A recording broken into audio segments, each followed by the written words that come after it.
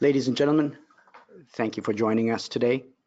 My name is Praba, Manivasager, President of Caregiver Software. Couple of things, housekeeping things. Your best experience is to maximize the screen so that you can see the full screen and have the full screen effect. Second, if you have questions, there is a question dialogue. Please send in your questions while we are talking, and then we will answer questions at the end of the presentation. Third, all microphones are muted except those that are speaking. That's myself and Peter here in the office. Sit back and enjoy the webinar. Great, let's get started. First of all, thank you all for joining us today for this momentous occasion. Your time is valuable. I know that you have a lot to deal with during these trying times. I hope you and your family stay safe and come out of this unscathed. Having said that, we appreciate that you've chosen to join us today on this webinar. We want to make sure that we maximize your valuable time. With that said, I'm going to jump right in. First and foremost, we at Caregiver have been waiting for this moment for over 3 years. Today, we are unveiling our brand new platform, Pavilio. 18 months of hard work, 15 years of lessons learned, contributions by many of you who have given us a lot of good advice and pointed us in the right direction when we needed to, and relentless research and attention to detail by the team that has brought the big team that has brought us to today. I would be remiss if I don't mention our partner in India, TechWave, who has gone above and beyond to make this dream a reality. Thank you, TechWave team. You guys have done a tremendous job. I'm immensely proud of what we've built, and I'm very thankful for the team that has pulled this off. A Herculean task that is that's done in a compressed time frame, filled with loads of valuable tools and things that we didn't imagine we could get done in this short time frame. I consider this just the beginning to an exciting journey for Caregiver Software, as we will be adding and growing this platform to support those in need. So let's dive right into our agenda today. So today, you're going to see a true end-to-end platform in action, one that that has been built with a lot of care, has been put together in a way that no one has imagined before, and one that works very well for an agency like yours. But the biggest thing I probably want to highlight is that the platform was built with the person served in the middle of it. This concept is new. This concept is new because 15 years ago, the idea of having a person-served platform was just evolving, and by which time a lot of platforms were already in place. But we started building this recently and have incorporated a lot of the person-centered concepts that we believe a platform should have so that we can serve the people.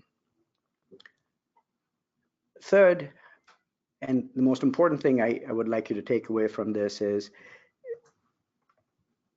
a platform should actually think on your behalf and do things on your behalf without you having to do it. This concept of a platform that is thinking for you and being proactive is a concept that is new, and we put a lot of thought into that, and we're going to show you what that looks like. But before we dive in, let's take a step back. Many of you are current customers of ours who use the platform on a daily basis. It's a lot of work that over the 15 years, we have put many layers of paint on this existing platform. Things that we have taken as suggestions from you, we've added on top of things. We've released multiple versions over the last 3 years. But ultimately, the purpose of the platform was one thing, and that is billing services. And it was ultimately just providing billing capability so that you can be reimbursed for the services you provide. But today, things have changed. Things have changed in many ways. The concept of person-centered thinking has evolved over the last 15, 20 years and is blossoming. The way you serve people is different. The way you get reimbursed is different. The caregiver shortage has affected many of you. and continues to. These are trying times. We don't know what tomorrow is going to bring, but the needs of an agency today are different than it was 15 years ago, and we recognize that. And that's the reason 18 months ago we started this project. 18 months ago we said we need to reimagine what a platform should look like, throw away everything we've heard and bring with us the lessons learned, but start from scratch. Start from scratch with nothing other than a whiteboard and some markers and say, what would a platform look like if we had to build it from the ground up? How would we design it so that it would come together in a way that would serve agencies? And for that, we needed some guiding principles. The guiding principles is what is the foundation of the platform we've built. The guiding principles are what we believe was necessary for us to go build something without focusing on the technical aspect of a platform. The technical aspect is easy. Everybody can write software, but writing software that means something is very different. Writing software that serves people and puts the person served in the middle of this platform is different, it's unique, and it's necessary. So we started out by saying, you know what, we got to have some philosophical and technical guidelines. The philosophical guideline was, we are here to serve the people in need, and therefore we're going to put them in the middle. And then we're going to build this platform that is going to help them have a much better quality of life. And having a quality of life meant everybody who touches that person has to have a way of interacting that we understood and we were able to respond to and provide tools and capabilities that really help that person be successful.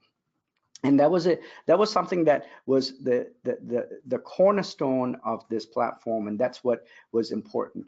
The person served and the person delivering service, they have to be the ones that we write the platform for, and the rest of it is details. How billing gets done, how payroll is generated, all these are tactical things. They're necessary, they're tactical things, but ultimately they are things that can happen. But if we don't have empathy for the person who uses the software, then we don't have the good understanding and we never get the opportunity to step in their shoes. So what we did was we said, let's step in their shoes and write a platform that those people who use it on a day in, day out basis can use it without it being difficult, and use it and find ways to save time so that they can provide better care.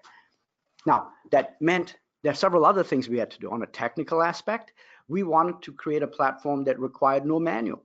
And this is not an easy thing to do. Creating a platform that doesn't require a manual meant that we have to make it as intuitive as possible. And we went to great lengths to make this possible. And we've done a variety of things that we could have probably taken the shortcut and dropped the platform in and made it work, and that was available for billing. In fact, one of my customers said, hey, why is it going to take you so long? Why can't you just build something in 6 months? I know we could. I said, yes, I could. I probably could do it in 4 months, but that would not produce the kind of result that we were setting out to do, and that was have a game-changing platform that is going to change this industry. And we had to build something that was going to automate and streamline your business, which meant many of you got into this business because you're caregivers. Many of you got into this business because you're in social services. Many of you got into the business because you want to help others. Running a business was not what your first thought was. Inevitably, you realize you found yourself in the middle of having to do payroll and having to do billing and make ends meet while all you cared about was caring for people. Well, how are you going to do that if you can? How are you going to do that if it is something that requires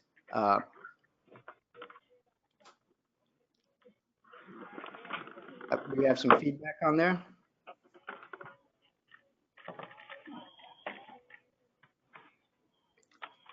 Well, I'm going to keep going here, and we'll have Christine see if she can.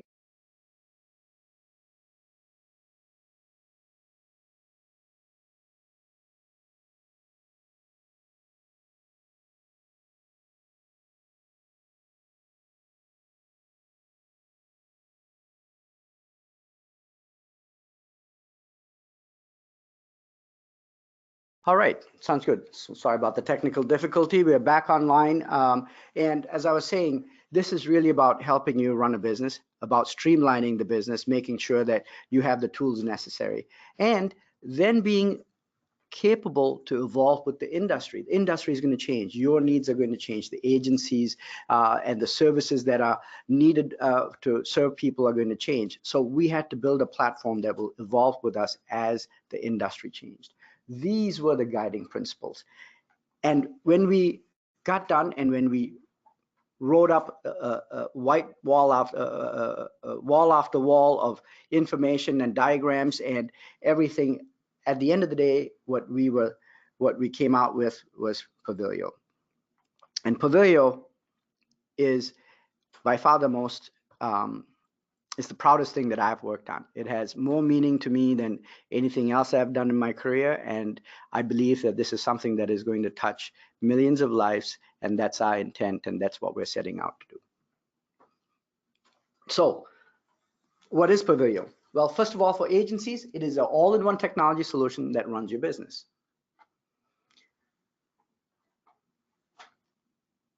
For caregivers, less paperwork and more time to serve. And for care recipients, it is all about being at the center of everything, and the technology, the people, all of them come together to have this beautiful experience where ultimately the person receiving care is going to get better care.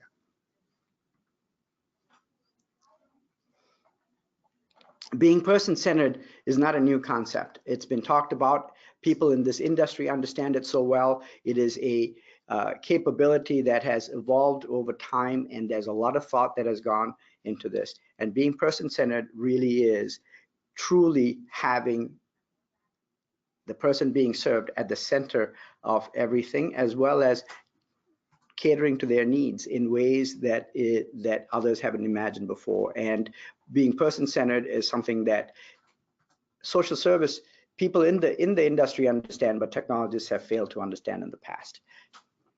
And so we wanted to make sure that when we said we put the person served in the center, we really meant that, which really comes back to how does a social service, a social worker work with that person? How is the agency provider interacting with that person and taking care of? What does the medical team do? How does the family or the guardian have access to this person and their information, and how do they care for them? And all of these require tools and technologies that can make their life easier. And that's what we built, the components that are necessary to make this possible, so that those in that inner circle can provide the best type of care for that person in the middle. And be it the electronic medical record so that you have all the information and you can stay compliant, be it the workforce management tool so that you can hire and retain and pay people, or EVV has come up, and EVV is necessary, and there are things that we need to do to make sure that that the data is captured and we are complying by federal laws. And there are many other things. We've built an API gateway that allows us to connect to hospital systems and anybody else on the outside so that they can access information and we can share information. All of this built right into the platform so that it's possible. And after working through all of that, what we realized is we've touched many of these pieces that are necessary. We brought together this all-in-one system that allows an agency to be successful. I've done a lot of talking. Let's actually jump right into what the best part of the webinar today is, and that is to see the platform in action. And today with me, I have Peter. Peter is going to be helping me out. Peter, say hi. Hello. Peter is the product manager and is intimately familiar with the platform. And while I'm going through and discussing what the tool and the platform can do, Peter is going to be driving the system. So let's get started. So first of all, this, for all of you who have used Cache and are familiar with it, this doesn't look anything like what we have today.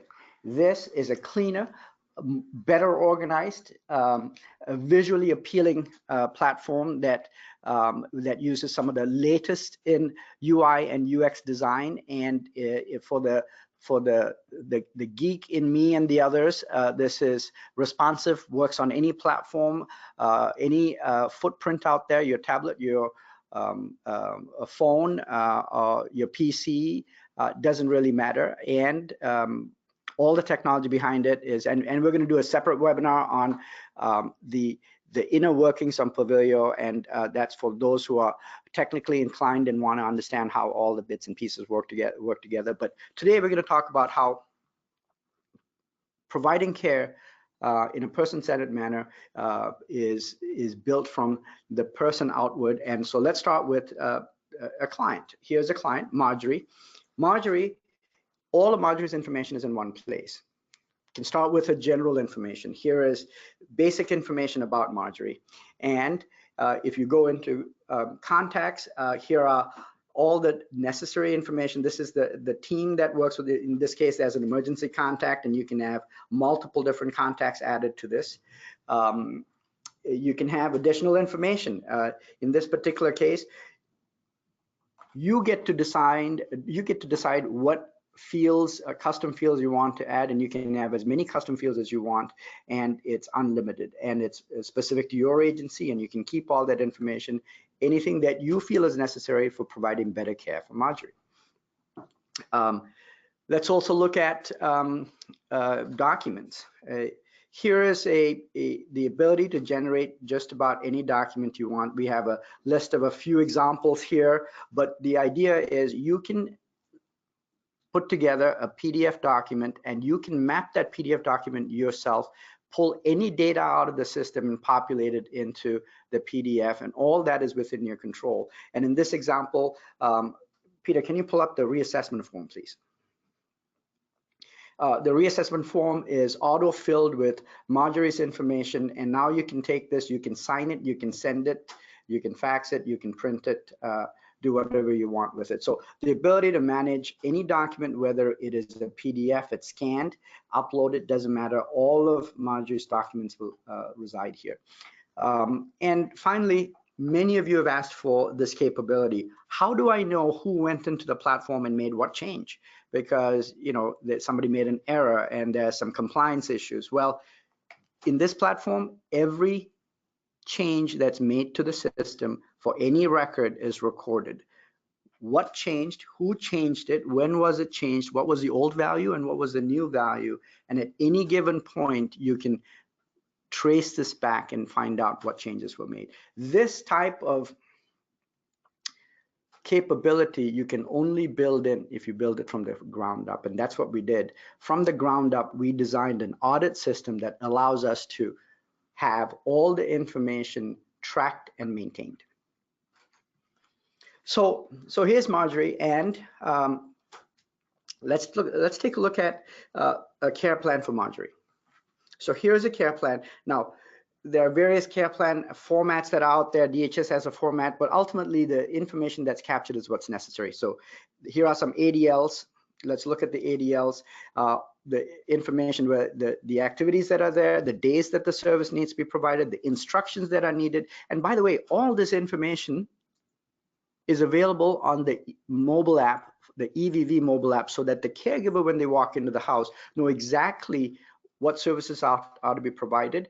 And if there was a new caregiver to walk in to backfill a current caregiver, they would have all this information, and it's directly tied to the care plan. And you cannot provide services outside of what's in the care plan, and you record time against the services that are provided. Let's take a look at medication, and all the diagnosis codes. The medication is connected to a external database that's updated on a daily basis. So this is not just a database of medications we have here. It is a nationally used service, and that's where we pull all the medications, the allergies, and the physicians, of course, come from a physician database that is updated on a regular basis. So all of this information is systematized as opposed to being this free-flowing information. So we have the care plan here. Let's take a look at, now that Marjorie has a care plan, okay, obviously Marjorie also has a service agreement. So let's take a look at what Marjorie's service agreement is. And, you know, this is an area that's required some extra thinking and some extra effort. And this is an area we invested some time in, because within Cache, on an annual basis, we handle about 200,000 service agreements. And out of the 200,000 service agreements, we found that many of the challenges, the errors that come up, the denials that come up, is a result of about 20% of the service agreement mistakes that people make keying in information. So we said, look, we got to do this better. We got to find a way to automate the service agreement process. So we went to DHS and we said, hey, can we work with you to build out a service agreement capability so that they could send us the service agreement information in sort of an EDI exchange format? The result was they said, yes, we can, but it's going to take us about 2 to 3 years to do it. So we said, you know what, we're not going to wait for that. The TechWave team, over a 1-week period, went out and built this utility.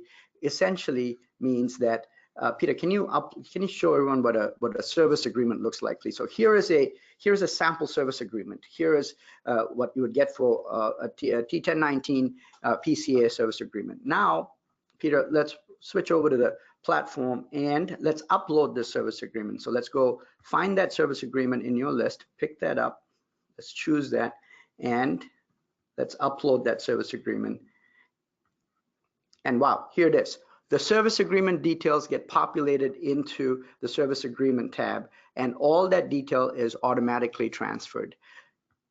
For agencies that have 500 clients, that is a good 60 service agreements on a rotating basis you're going to run into, that you have to add on a monthly basis. And imagine if you could do this and eliminate all the errors.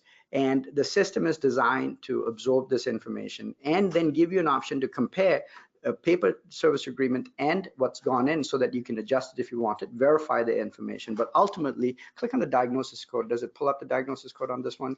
The line items, it's already pulled. Okay, we moved on to that one. Okay, great. Let's so this information is automatically brought into the client's profile and simplifies the whole service agreement process. So good. So we've got a care plan, we've got a service agreement. Now let's look at how we assign a caregiver. So let's go through and we're going to assign a caregiver for Marjorie.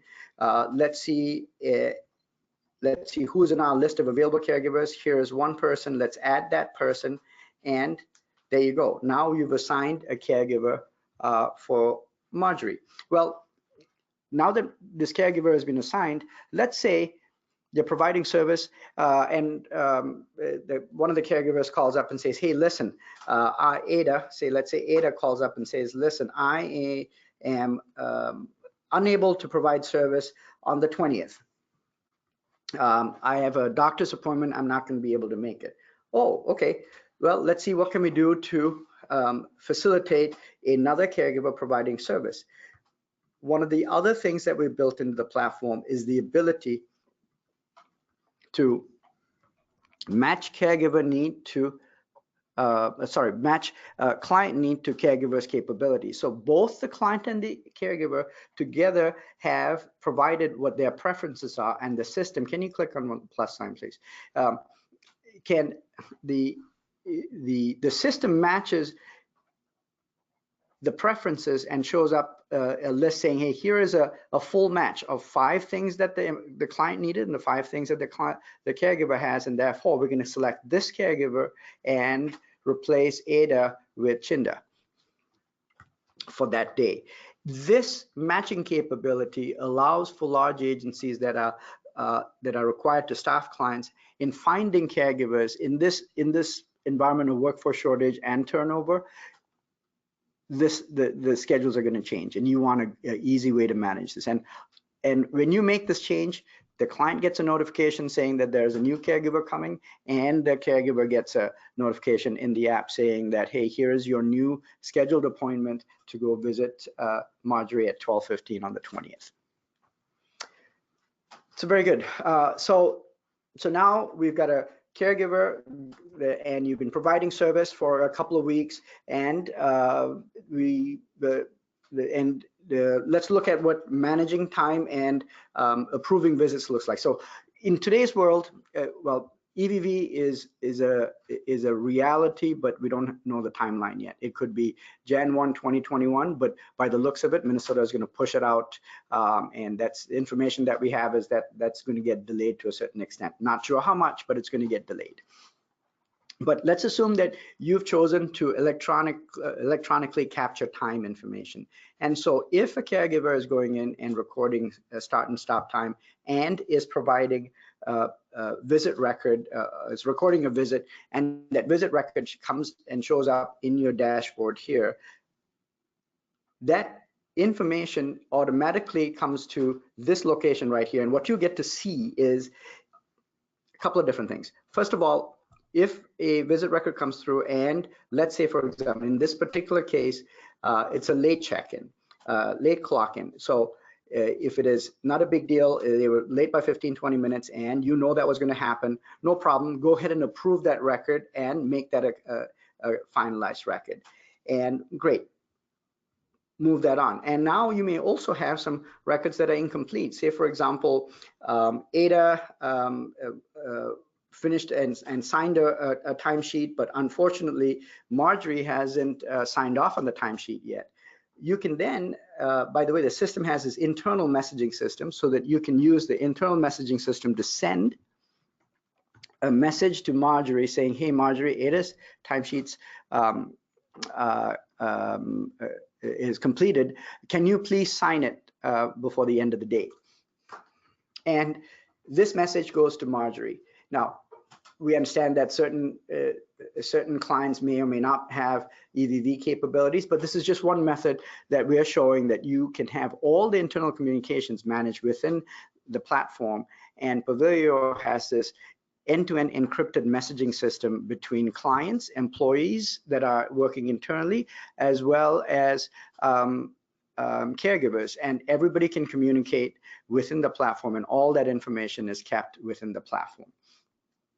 So once all these timesheets are finalized, you may also now have some paper timesheets. And these paper timesheets, well, let's face it, you know, many of our customers are still on paper. We have several that have moved to EVV, but many of them are still on paper. If it's a paper timesheet, let's say for a 1 week period, let's say for Marjorie and Ada, let's go through and enter some time. And by the way, you can also look at the service agreement, all the details of the service agreement at the time. It tells you how much, how many units are remaining and other information pertaining to the service agreement. All that is real time as of when the data was captured. And you can say, let's add time. In this case, if all the time is as it is, you can just tab through it, just like you would. Everybody's familiar with Scheduler and how you can enter time, but very similar, but we have simplified things here. And you can go through and let's say everything is good, tab, tab, tab, and you can select all the records and say finalize. And that sends all of Marjorie's time. So like we may have a caregiver role not assigned. Okay, we can cancel out of that. Let's go over to, after time has been approved, let's go over to how we bill.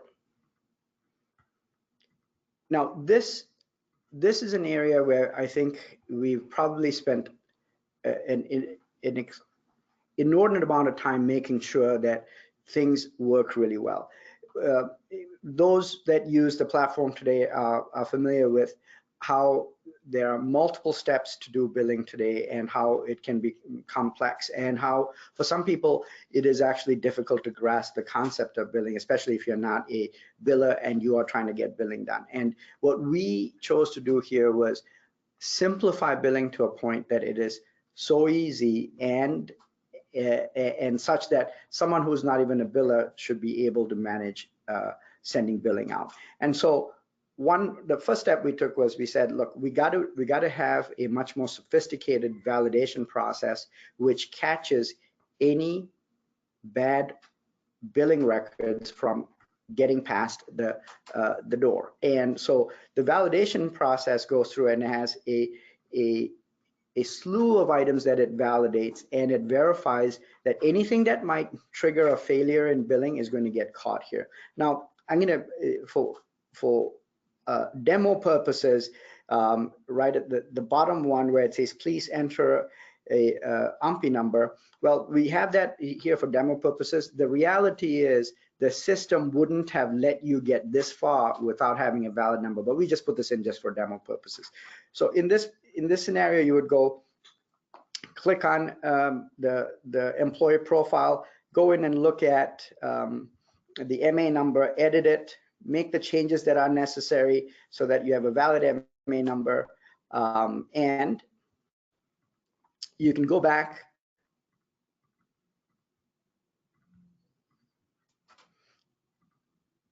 and revalidate this claim so that you can then get past that error.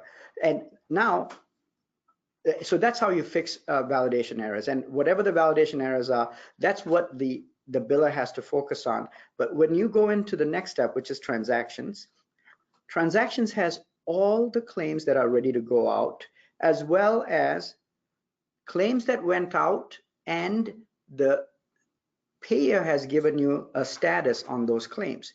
So in this particular case, the very first claim is a claim that's going to deny. And the claim that's going to deny will, the payer has given us that information, or the payer has said this is going to pay. So if it's a claim that's going to deny, you can open that up and then go fix it and clean it up and then resubmit it. Figure out what the denial was and then fix that and send it out. If it's going to pay, okay, great, you're going to wait for the remit. But here's the best part, and this is one of the biggest innovations that we have come up with, and that took us a while to figure out, and that is, you see those three claims at the bottom. These three claims, essentially, in normal course of business, you would say, let's select all these three claims and then say, send to payer, the button on the right side. And so somebody on a bi-weekly basis is going to go through here, come and find the claims. First of all, fix all the validation errors, and come through here and say, okay, what claims are ready to send, and then select those claims and then send it out.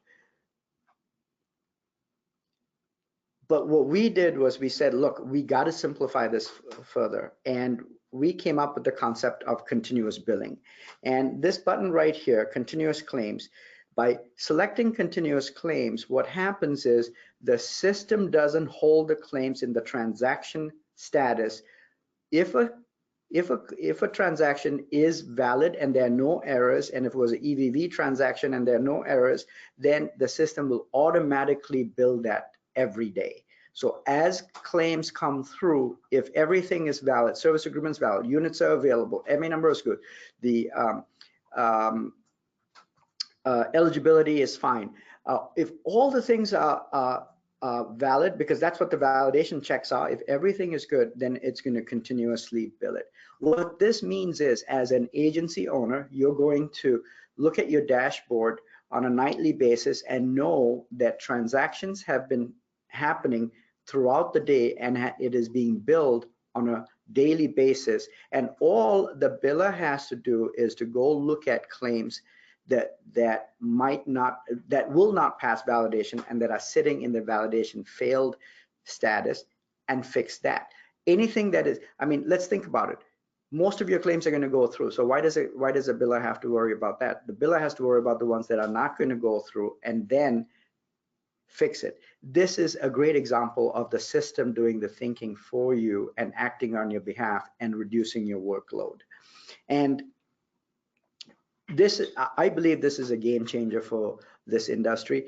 The medical community has been doing something similar to this for years, but no one is doing this in this industry, in the home and community-based services, in a manner that makes it easy for, especially home and community-based service providers who essentially need the cash on a regular basis to make sure that they meet payroll and their obligations. And having the ability to have accurate and timely billing is really important. Claims denied, let's take a look at that. hopefully you don't have any here because the system is actually catching and you're not sending claims out that should be denied. But in the event that you have a denial, you have the ability to go through, look at the necessary information, and then turn around and rebuild the claim or write it off, however you want to handle it. And finally, all the claims that are finalized will come out here. You have all the details you want, and you can do reporting on this to your heart's content. So that's good. So now we've gone through time entry, we've looked at validation, we've looked at how you send claims out, and one final thing, let's just look at payroll. Pretty straightforward. Any payroll information that's necessary, you specify a pay period, pick a pay period, start and end date, and the system will generate the necessary payroll records. You can then download that data and send it to your payroll provider. Pretty straightforward, and it's something that's needed, and the data comes out in a format that you can then adjust as necessary. And we'll also have multiple formats for the multiple payroll providers that most of our customers work with. Now, let's talk about personalization of the platform. See, when you have a platform and you work in it day in, day out, it would be nice to have the platform be personalized to that agency and the clients you serve and the employees that work for your agency.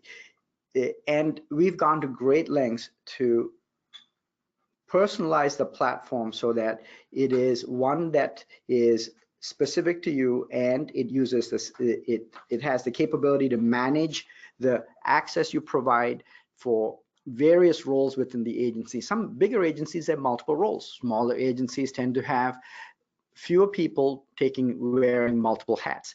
Let's take, for example, a biller. A biller might have access to certain things, but may not have access to other things. But guess what? If the biller is also a scheduler and does a variety of other things, no problem. Let's just add that capability to that biller, so that now the biller has scheduling capability. And all of this can be managed by you, the agency, and you can handle it without having to come back to us. We believe in self-service. Things that we were not able to do in our current platform, we've made it possible in the new platform. So, and we have the ability to change access control to pretty much any data element, right down to the field level, and say either can someone see it or not see it, or can see it and edit it. And all of that is configurable. Now that is on a technical level, but on a visual and on a daily use level, one of the things that people really like to see is use terminology that is meaningful to them. And first of all, you could there are multiple languages. Let's speak Spanish, and all the labels can be switched to Spanish, and the whole platform becomes a Spanish-based platform. Let's go back to English. So right now we have a couple of languages, but we'll add languages that people request, and then the whole platform will have labels based in that particular language. Let's say, for example, you want to change client to DSP, or let's pick this one. How about on the left-hand side you see billing and financials. That is a label. That's how I may call it, billing and financials, but you might call it financials. Fine, modify that. And now as a user, I think you might have to log out and log back in, Peter.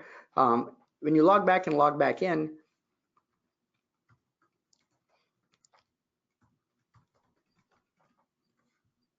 Peter types a lot faster than I do.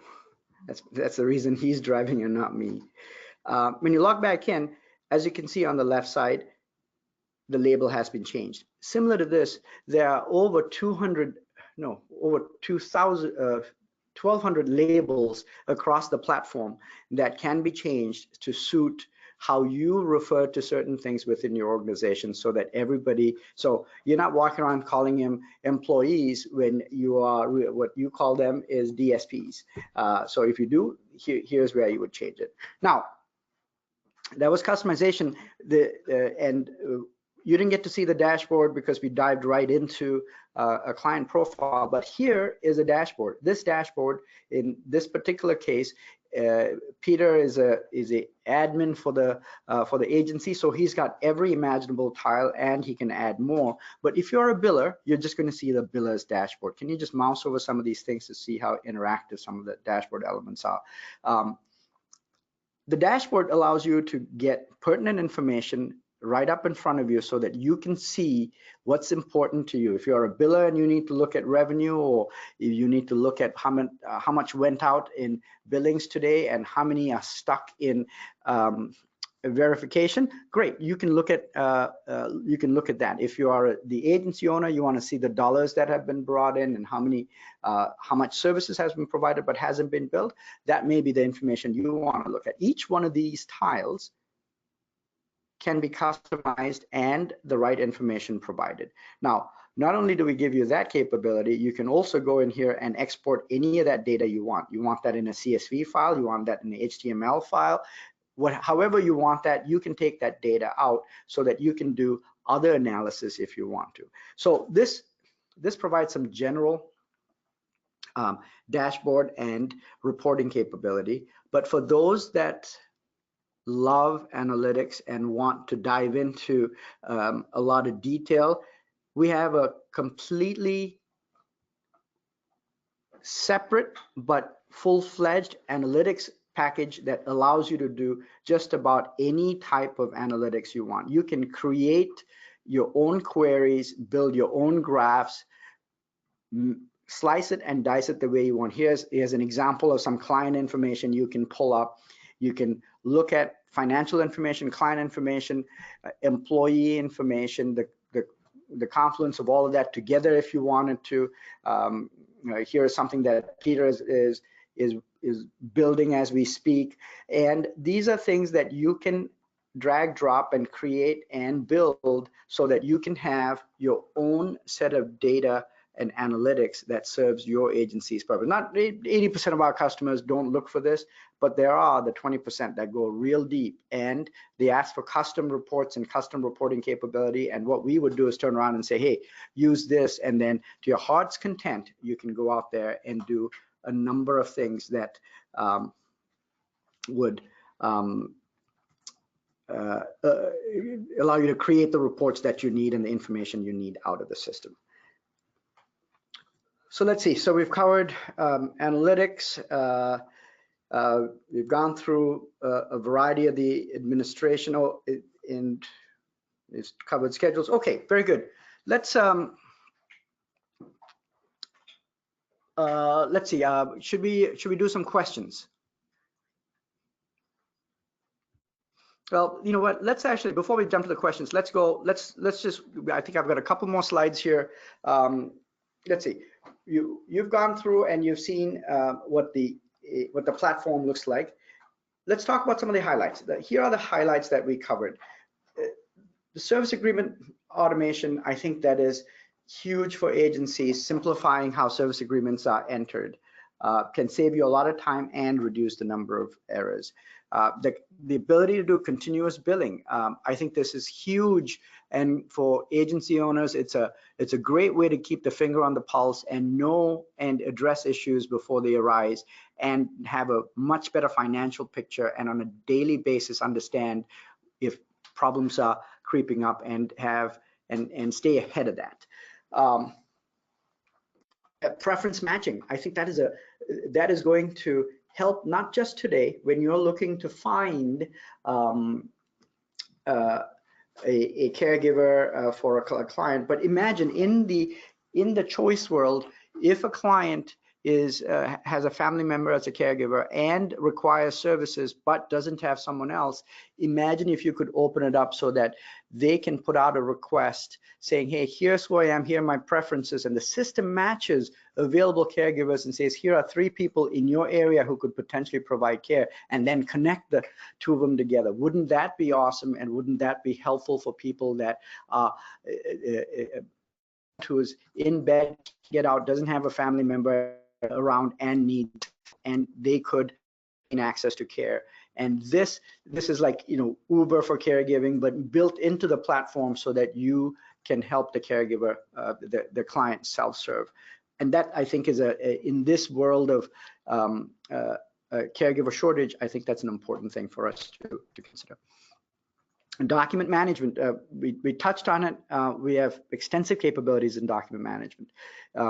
We have, you know, we sort of bolted on some capabilities in the legacy, in our current platform, to be able to do some documents, but this has been built from the ground up. The ability to map any field in the system is built from the ground up.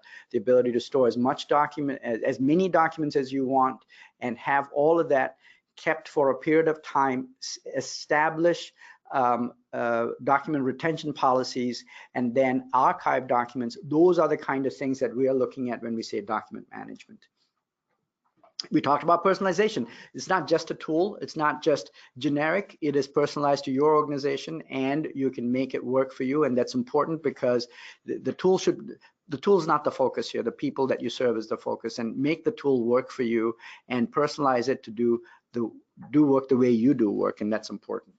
And finally, enforced workflow. And enforced workflow, I believe, is the cornerstone of error-free agency management.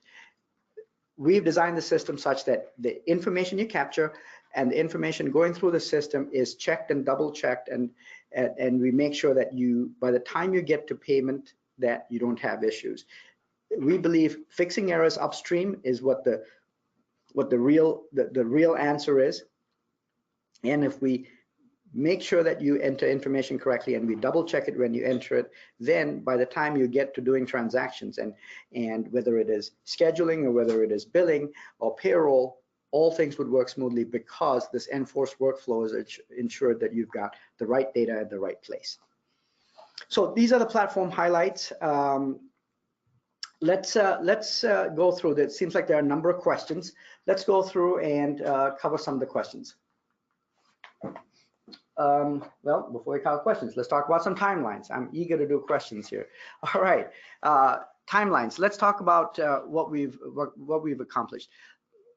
Look, building a platform of this complexity and caliber takes a lot of work. What we've built is all the foundational components, which we call the care management framework, and we've built that out, and that allows for any service to be stood up on top of that platform. And what we did was we said, let's do PCA services. We got that up and running. It's available today. Next month, we'll have 245D basic services, and that will be available, and now you can provide 245D basic services. And then throughout the year, we're going to be adding other services, as you can see, behavioral health, residential day and employment services, and so on. And the idea is we are trying to do as much as we can, as quickly as we can. But now that we have the core platform built, adding services is like Lego blocks. Just add service after service. We have a service definition concept. We define the service, we add it on top. Everything else underneath stays the same, whether it's billing, whether it's scheduling, whether it's payroll, all that stays the same. The service definition file defines how each one of those components will work. This type of architecture allows us to build not just services we know of today, but services that we don't know of, and the ones that DHS can dream up and come up with, we'll be able to build without much difficulty, because the platform's capable of doing it. All right, now questions. I was eager to jump into questions. Let's see. We have a few questions here. Let's start with this question from Dave. What resources will we use if we need help? Will that be CashAU? No, it won't be CashAU. What we have is a whole help system built into the platform. There's a variety of steps and variety of questions that if you had needed answers to, it's already built into the platform. You'll be able to go through here and receive a self-serve for help without having to go to CashAU. CashAU, we didn't have a way to provide help within the legacy platform, the current platform, and we had to build that outside. But the person who builds and creates this, she's very talented, and she will build the new help system, and she's already got a number of them done, a number of items done, and she'll continue to work on more. So your help is going to come out of the platform itself, as well as you can call and email as well. Okay.